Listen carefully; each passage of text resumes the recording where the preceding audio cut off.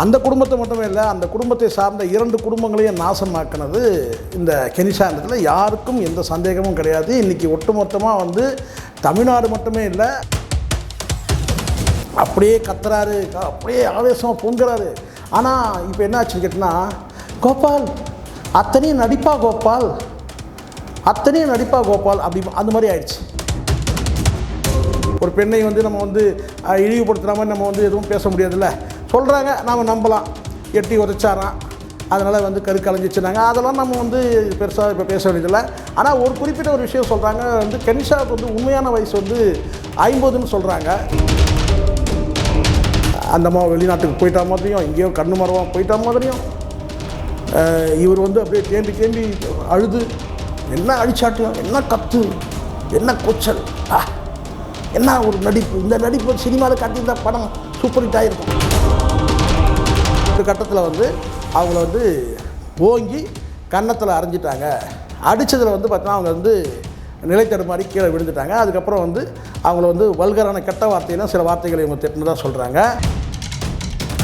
அப்படியே போயிட்டான், எங்கே இருந்தாலும் நல்லா இருக்கட்டும். இப்போ போயிட்டு வந்து பார்த்தீங்கன்னா வந்து இன்னும் எத்தனை நாட்டில் நீங்கள் அபராதம் கட்ட போகிறீங்கன்னு தெரியல, எனக்கு ஒன்றும் புரியல. நன்றி, வணக்கம். ஆடுகளம் சினிமா நேயர்களுக்கு என் அன்பான வணக்கம். கெனிஷா குறித்து நிறைய தகவல்கள் வந்திருக்கு. என்னங்க கெனிஷா குறித்து பேசணுமா அப்படின்னா கண்டிப்பாக பேசி தாங்க ஆகணும்.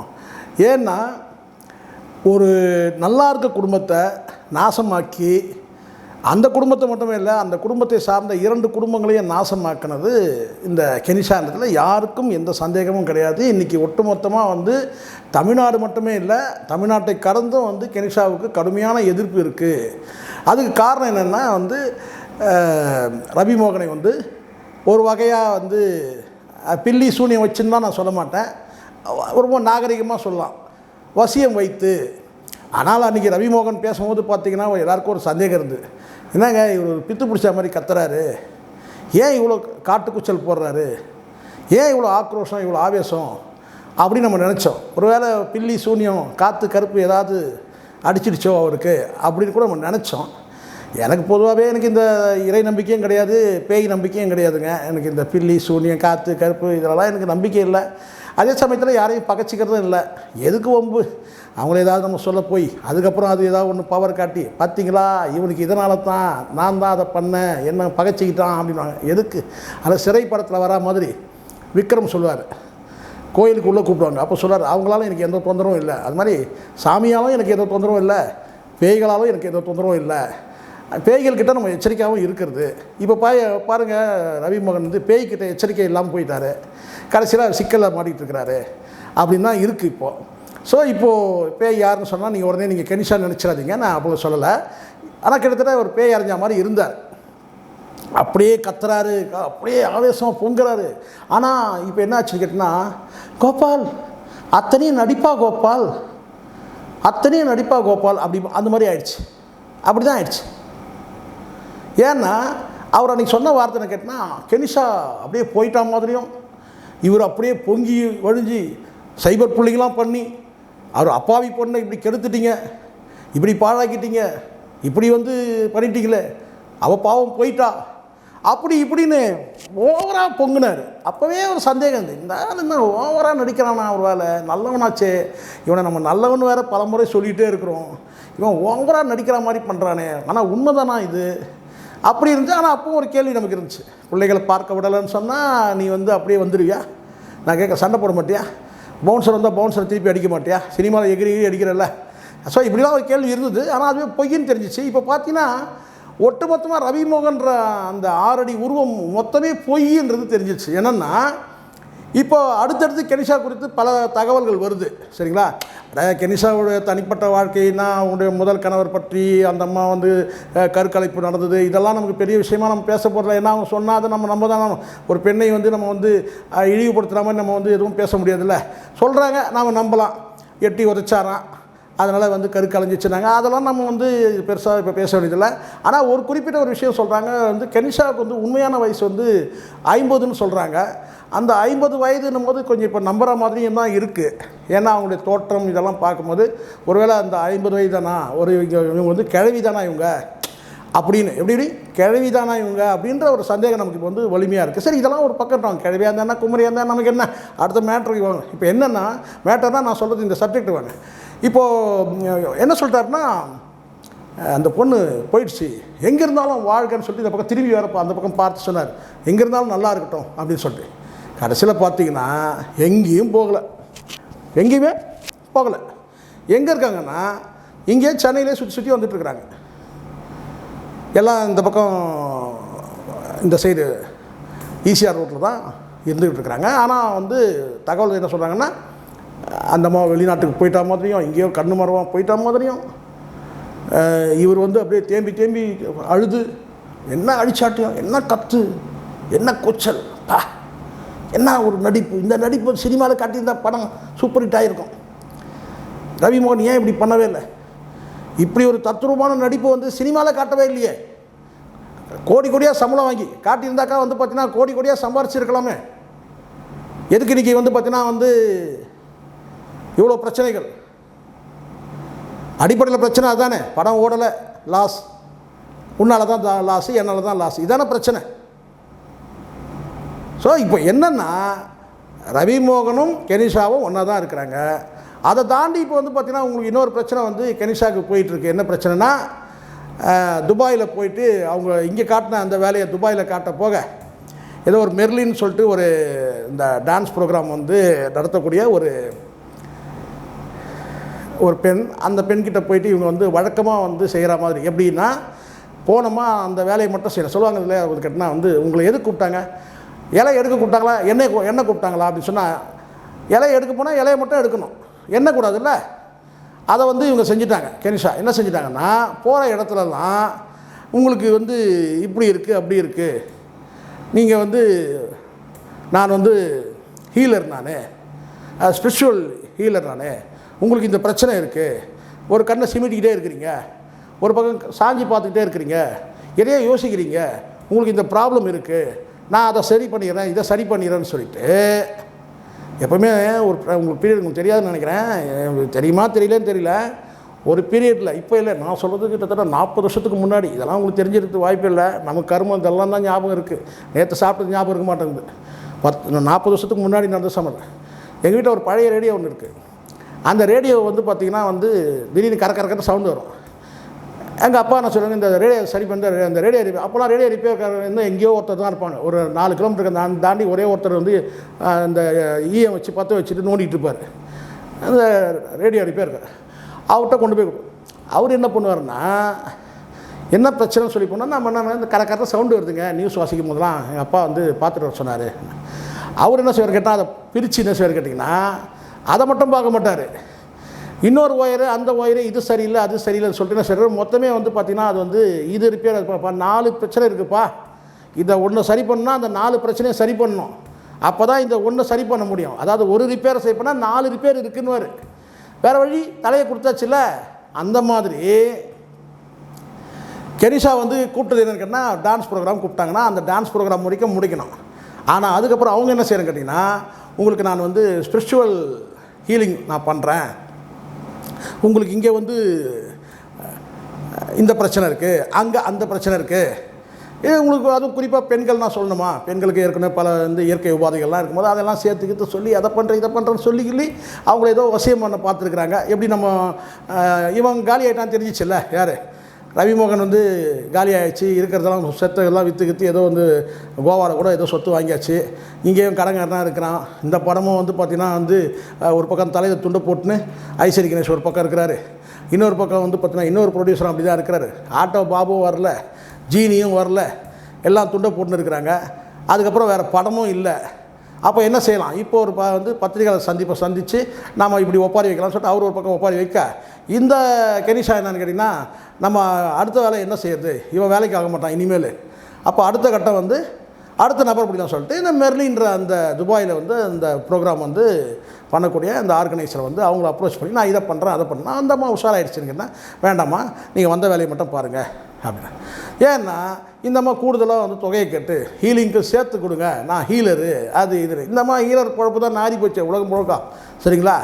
அதனால் வந்து என்னென்னா அவங்க முடியாது. அப்போ உடனே எனக்கு கூடுதல் தொகை கேட்டு நான் 5 லட்சத்துக்கு முடியாது 9 லட்சம் கொடுங்க, அப்புறம் 9 லட்சம் கொடுங்க 15 லட்சம் கொடுக்க சொல்லி சொன்னேன். அதுக்கப்புறம் வாக்குவாதம் வந்து ஒரு கட்டத்தில் வந்து அவங்கள வந்து ஓங்கி கன்னத்தில் அரைஞ்சிட்டாங்க.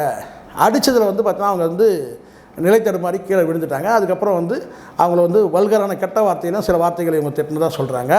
ஸோ இதெல்லாம் சேர்த்து கிட்டத்தட்ட வந்து துபாய் அரசு வந்து பார்த்திங்கன்னா 3 வழக்குகளை பதிவு பண்ணதாக சொல்கிறாங்க. அந்த ஒரு வழக்குக்கே பார்த்திங்கன்னா 1,29,000 ரூபா வந்து அபராதம். இன்னும் 2 வழக்குகள் இருக்குது. அதாவது ஹோட்டல் நிர்வாகம் வந்து பார்த்திங்கன்னா வந்து ஒரு வழக்கு கொடுத்துருக்குறாங்க. பாதிக்கப்பட்ட அந்த மெர்லின் ஒரு வழக்கு கொடுத்துருக்காங்க. இன்னொரு வழக்கம் வந்து பார்த்திங்கன்னா மெர்லினே வந்து வழக்கு பதிவு பண்ணியிருக்கிறாங்க. அந்த ப்ரோக்ராம் வந்து லாஸ் இதுவாச்சு இல்லையா, நடத்த முடியாமல் போச்சுல, அதுக்கு ஒரு இது அடித்ததுக்கு கிரிமினல் வழக்கு, லாஸ் ஆனது வழக்கு. ரெண்டாவது அந்த ஹோட்டலுடைய அந்த நிர்வாகம் வந்து பார்த்திங்கன்னா ஒரு அவங்களுடைய ஹோட்டலில் வந்து தங்கக்கூடிய ஒருத்தருக்கு வந்து அவங்களுக்கு இந்த மாதிரி ஒரு அவமானம் இருக்குன்னா அது அவங்க ஒரு வழக்கு. இப்படி வந்து ஒரு 3 வழக்குகள் பதிவு செய்யப்பட்டிருக்கு.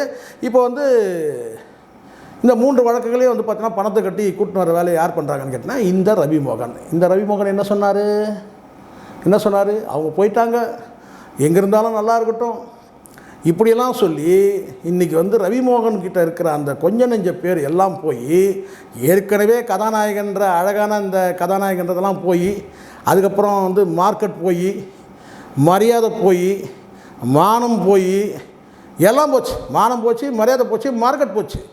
இப்போ குறைஞ்சபட்சம் நான் கேட்டேன்னா அடிப்படையில் ஒரு சொல்லுவாங்க இதெல்லாம் போனால் கூட பார்த்தீங்கன்னா அந்த மனுஷங்கிட்ட ஒரு குவாலிட்டி இருக்குங்க, அந்த குவாலிட்டி இப்போ பல்ல இழுக்குதேன்னு கேட்டிங்கன்னா அடேங்க அப்பா நீ இவ்வளோ பெரிய போய் சொல்கிறனா, நீ அப்படி ஒரு தத்ரூபமான நடிப்பு நடித்த அப்படியே கண்ணு கலங்கின கத்துன. இப்போ கூட எடுத்து பார்த்தா நமக்கு வந்து பார்த்தீங்கன்னா ஐயோ அப்படி இப்படிப்பட்ட ஒரு நடிகனா, இவ்வளோ பெரிய மகா நடிகனா, இவ்வளோ பொய் சொல்ல முடியுமா, இவ்வளோ பொய் சொல்ல தெரியுமா? கண்ணுக்கு அழகாக இருக்கிற குடும்பத்தை வந்து 3 குடும்பத்தை நாசமாக்கின ஒரு பொம்பளையை வச்சுக்கிட்டு கேவலமாக இல்லை இப்படி ஒரு பொய் சொல்கிறதுக்கு. இதில் வேறு ஊடகங்களை வந்து சாடுறது. எனக்கு வருத்தமே என்னென்னா அட எக்கராது நாசமாகி போகிற ஊடகங்களை எதுக்கே நீ குறை சொல்கிற? ஊடகங்களுக்கு எதுக்கு சொல்கிற நீ? மீடியாக்கள் வந்து பார்த்தீங்கன்னா வந்து சைபர் புல்லிங் பண்ணாங்க. நான் கேட்குறேன் என்ன சைபர் புல்லிங் பண்ணாங்க? நீ ஊடகங்களை உட்கார வச்சு இவ்வளோ பொய் சொல்கிறல்ல, நீ எவ்வளோ பொய் இது? அப்படியே ஊடகங்கள் எழுதி எழுதி எழுதி எழுதி வந்து பார்த்தீங்கன்னா அந்த பெண்ணை வந்து எவ்வளோ பேச்சு இப்போ எப்படி பல்ல இழுக்குது பார்த்தீங்களா? அதை தான் இன்னொன்று சொல்கிறேன். நான் இதோட நான் சினிமாவே நடிக்க மாட்டேன். அப்போ நான் கூட நினச்சப்பா அவ்வளோதான்ப்பா ஒரு பெரிய திண்டுக்கல் பூட்டை போட்டு அப்படியே தமிழ் சினிமாவை ஊற்றி மூடிட வேண்டியதுதான். அப்புறம் இப்போ பார்த்தா தெரியுதுன்னு கேட்டால் இன்னொரு படத்துக்கு வந்து அட்வான்ஸ் வாங்கிட்ட ராகவா லாரன்ஸோட சேர்த்து நம்ம பார்த்துட்டு தானே இருக்கோம், செய்தி வந்துட்டு தானே இருக்குது. இப்போ எந்த இடத்துல மூஞ்சி தூக்கி வச்சுப்பேன்? இதோடத்தில் நான் படத்தில் நான் நடிக்க மாட்டேன், என்னை நான் க்ளீன் பண்ணிட்டு வந்துட்டு இப்போ என்ன சாக்கடையில் விழுந்தா இருக்கிறீங்க? நான் கேட்குறேன். கிட்டத்தட்ட அப்படி தான் வச்சுங்க, அது வேறு விஷயம், நம்ம அதை சொல்லலை. ஆனால் நீங்கள் சொன்ன வார்த்தையை வச்சு சொல்கிறேன். ரவிமோகன் சொன்ன வார்த்தை என்னை நான் க்ளீன் பண்ணிக்கிட்டு என்ன க்ளீன் பண்ணிக்கிட்டு இப்போ தெரியுது இல்லை, நீங்கள் அசுத்தமாக இருக்கிறீங்க, மனசும் அசுத்தமாக இருக்குது. உடல் மட்டுமே இல்லை, உடல் அசுத்தமான கூட சோப் போட்டு குளிச்சிடலாம், மனசு அசுத்தமானால் என்ன ஆகும்? எவ்வளோ பெரிய போய் ஊடகங்கள் மேலே சாடினீங்களே. ஐயோ ஊடகங்கள் வந்து சைபர் புல்லிங் பண்ணுறாங்க, அவள் அப்பாவி பொண்ணு ஒன்றுமே தெரியாது, அவளை இப்படி பண்ணிட்டீங்க, அவள் போயிட்டா அவ்வளோதான். இதே ஊரில் ஆதாரபூர்வமாக நிரூபிக்க முடியும். இதே ஊரில் இருந்துக்கிட்டு இதே வந்து பார்த்தீங்கன்னா வந்து போயிட்டா அவள் போயிட்டா இவள் போயிட்டான்னு சொல்லி அசிங்கமாக வெக்கமாக இல்லை? இவ்வளோ நாள் வந்து ஒரு பேர் வச்சுருந்தேன், நல்ல மனுஷன் வந்து ஏதோ ஒரு தவறு ஏதோ ஒரு சூழலில் மாட்டிக்கிட்டாரு, சுழியில் மாட்டிக்கிட்டாரு அப்படின்னு நம்ம சொன்னோம். இன்றைக்கி இது என்ன வருது? அத்தனையும் சொன்னது அத்தனையும் போய் தானே. ஊடகங்களை எதுக்கு சாடினீங்க? ஊடகம் எனக்கு அதுதான் ஊடகம், அத்தனை ஊடகத்தை உட்கார வச்சு நீங்கள் சைபர் புல்லிங் பண்ணிட்டீங்க, அப்படி பண்ணிட்டீங்க. அது ஊரே நாரி போயிருக்கு. கெனிஷா குறித்து கருத்து யாரும் தனியாலாம் பேச வேண்டியதில்லை, ஒட்டுமொத்தமாக நாரி கிடக்குது. இப்போ துபாய் அரசு முத்திரை அடிச்சிட்டான், எப்போ என்ன பண்ணுவீங்க? துபாய் மன்னர்கிட்ட போய் பேசுவீங்களா? முதல்ல ரவிமோகன் நிலைமை என்னான்னு பார்க்கலாம். நேராக போய் மாமியார் போய் பார்த்தாங்கன்னு சொல்லிட்டு விஜயை போய் பார்க்குறீங்க. மாமியார் எப்படி போனாங்க? அவங்க ஒரு தயாரிப்பாளர் சங்கத்துக்கு ஒரு துணைத் தலைவர்ன்ற அடிப்படையில் அந்த கெப்பாசிட்டியில் போகிறாங்க. போய் முதலமைச்சர்கிட்ட போய் மனு கொடுக்குறாங்க. அதுக்கப்புறம் வந்து பார்த்தீங்கன்னா நட்பு ரீதியாக வந்து ஒரு ஃபோட்டோவை எடுத்து வெளியிடுறாங்க. அதை பார்த்து காண்டாகி நேராக வந்து அனுமதி கேட்டு போயிட்டேன். உனக்கு அனுமதி கிடச்சிதா முதல்ல முதலமைச்சர்கிட்ட பார்க்குறதுக்கு? காரணம் என்னன்னா வாய், அவ்வளோ வாய். கொஞ்சம் நெஞ்சா பேச்சா பேச நீங்கள் மீடியா உட்கார வச்சு சரி அது கூட போட்டோம். இந்த கெனிஷா பேசின பேச்சு என்ன? சிஎம்க்கு அவ்வளோ பிரச்சனை, அவர் சிஎம் ஆகிட்டார்.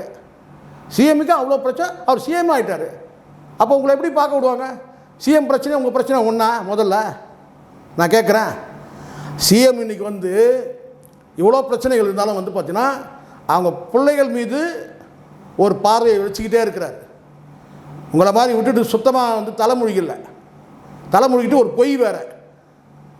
ஜிம்பாய் விட மாட்டுறாங்க, எஸ்கார்டு விட மாட்டுறாங்க, பவுன்சர் விட மாட்டுறாங்க, பொய். முதலமைச்சர் அப்படி இல்லை. அவர் தனிப்பட்ட முறையில் அவருடைய பார்வை வந்து பார்த்திங்கன்னா வந்து பிள்ளைகள் மீது இருக்குது. அது எப்படி உங்களுக்கு தெரியும்னு கேட்காதீங்க. அதுதான் சேகர் ராஜேஷங்க. எனக்கு தெரியும்.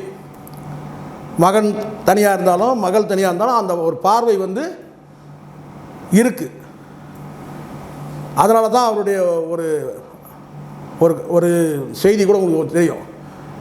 நான் வந்து ஜீவனாம்சம் கொடுக்கறதுக்கு கூட தயார், என் பிள்ளைகளை விட்டுட்டு நான் கொடுன்னா அப்போ நான் பிள்ளைகள் வந்து அவர் தொடர்ந்து அவருடைய கண்காணிப்பு இருக்கிறாங்கன்னு பொருள். ரெண்டாவது மொத்தம் குடும்பமே ஒன்றும் கொஞ்சம் நாளில் சேர்ந்துட போகுது. ஏன்னா அது சேரக்கூடாதுன்னா பல பேர் வந்து மெனக்கட்டு போராடிட்டு இருக்கிறான்.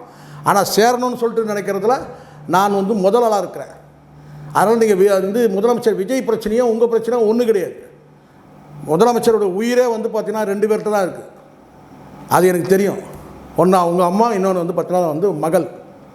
முதலமைச்சர் அவ்வளோ பாசம் உள்ளவர். உங்களை மாதிரி வந்து ரவிமோகன் மாதிரி ஆள் கிடையாது. அதனால தான் ரவிமோகன் வந்து பார்த்தீங்கன்னா அனுமதியே கொடுக்கல. இதுதான் உண்மை. அதனால் பொய் வந்து சொல்லாதீங்க. அடுத்தவங்களுடைய கண்ணீருக்கு ஆளாக்குனீங்க. உங்கள் நிலைமை என்ன ஆகுதுன்னு பாருங்கள். இன்னும் இருக்க நீங்கள் என்னென்ன கஷ்டப்பட போகிறீங்க 2 பேருமே. நான் பார்க்குறேன். என்ன இது அசிங்கமாக இல்லை, அபாண்டமாக என்னத்தை சொல்கிறேன். நாங்களாம் எவ்வளோ மரியாதை வச்சுருக்கோம். ரவிமோகன் மீது தனி மரியாதை உண்டு. எப்படிப்பட்ட நபர், எவ்வளோ பொய் இது. அசிங்கமாக இருந்து போய் அசிங்கமான பொய் இதுவாங்க. இதுதான் அசிங்கமான பொய். அப்படியே போயிட்டான். எங்கே இருந்தாலும் நல்லா இருக்கட்டும். இப்போ போயிட்டு வந்து பார்த்தீங்கன்னா வந்து இன்னும் எத்தனை நாட்டில் நீங்கள் அபராதம் கட்ட போகிறீங்கன்னு தெரியல. எனக்கு ஒன்றும் புரியல. நன்றி, வணக்கம்.